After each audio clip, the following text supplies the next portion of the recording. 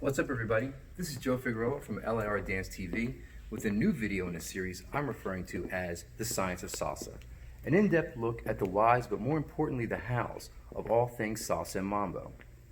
Today's video is going to be about prep steps for both leads and follows. I got my sister Kim here to help me out.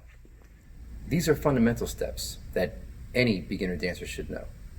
So we're going to get right into it, but before we do, don't forget to subscribe and ring the bell because we're starting right now. That's my line. I thought we were riffing. There's no riffing.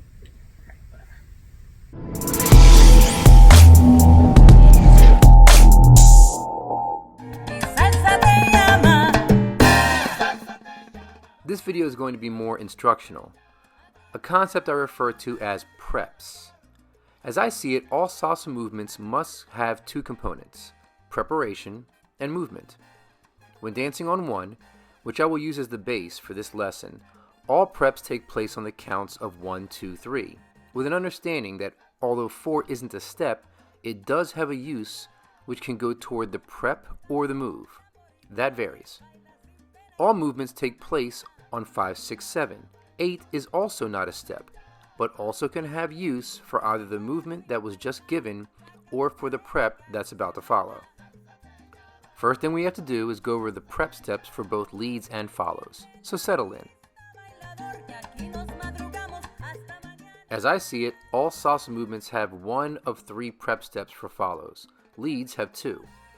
Now of course there are variables in either leading or following. Styling can alter your choices, but for the most part, 3 preps for follows, 2 for leads. The first prep step is the basic. Here you see Kim breaking back on 1 in the normal basic step.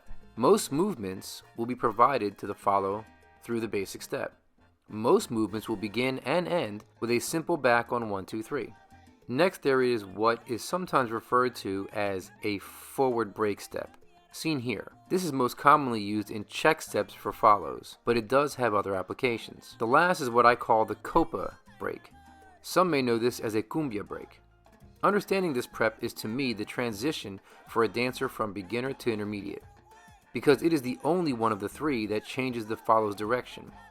So it has a certain dynamic that the other 2 do not. But every movement should contain one of these preps. Now as I said, for leads we have 2 preps. The basic of course is the most common. I refer to this as a soft prep, mainly because it usually isn't delivered in a way that makes the follow think she should do anything more than the basic. Now again, there are exceptions to the rule. Here I'm talking about what the norm is. The second prep is the back break. I refer to this in class as the hard break, similar to the cumbia break in feel. It's used to create a rubber band effect or elastic effect in the movement. This usually changes the partner's direction. For leads, most anything you are going to try in a dance would consist of either a soft or hard break. Here's a turn pattern that involves all 3 preps for the follow and both preps for the leads, so you can see their application in a real-time setting. First, let's start with the basic. I go into my right hand turn under her arm from a handshake hold position. My turn takes place on 1, 2, 3, that's also her prep. Now my turn is incomplete. I only turned halfway in order to clear her path so I could lead her into an inside turn. This is done from prep number 1, the basic prep. The inside turn is also incomplete. I brace her at the shoulder on 7. She feels pressure in her hand as well as at her shoulder to stop turning. This informs her of her next step, which would be prep number 2, the check prep. Now why would she know from this point to check forward? Great question. The way it makes sense to me is that her motion and direction is forward and to her left, counterclockwise so to speak. Were she to complete this turn, she would turn to face me and step back on 1 for a basic step or prep step number 1. But I stopped her from completing. The momentum that the follow has of both forward and counterclockwise, however, implies that she, at the very least, stepped forward to complete from tipping off balance. That is where her check step comes in, prep number 2. I provide the full prep, which is the steps 1, 2, and 3, for the follow. Notice that she steps forward because she has the space provided by my forward break, or soft prep. At this point, I could do any number of movements, and she would be ready for all of them. For this exercise, I chose to go with a simple right-hand turn, which is one of the more common exits danced, but there are many different options. Look here in a previous video with Dottie. where I give a press line to inside turn to check. You can see that her momentum practically dictates that her one step be forward. Here's an example in the Terry and Bercy video. As unorthodox as Terry's movements are, he still provides her a check prep right here. And you can see that Bercy automatically goes into it when led. So back to Kim and I lead her inside turn to check with a right hand turn to follow, which is a back break or hard prep for me. For the lead, back breaking provides a rubber band effect. I can use that effect to change her direction, which I do right here.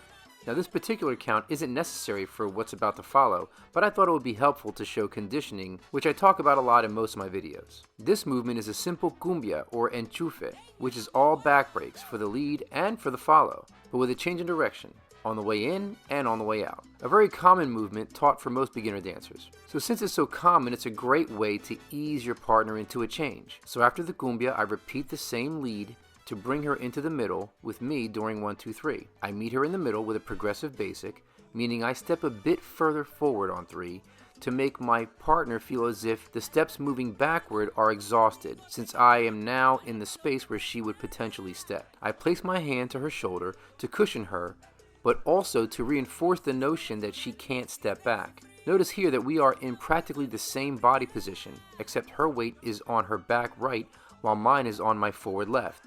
Not that any of you would stop in the middle of dancing to take a look at such a thing, but let's suppose you see a picture of yourself dancing and you notice what I'm showing here. You can feel good knowing that your steps are clean. Moving on. The second Copa break is different from the first, since here during the prep I am leading her forward to an inside turn, similar to the one given a few counts ago. The difference in this inside turn, which is on 5, 6, 7, is coming from a Copa prep rather than a basic prep, thereby looking like a different movement when technically she is doing the same footwork during 5, 6, 7.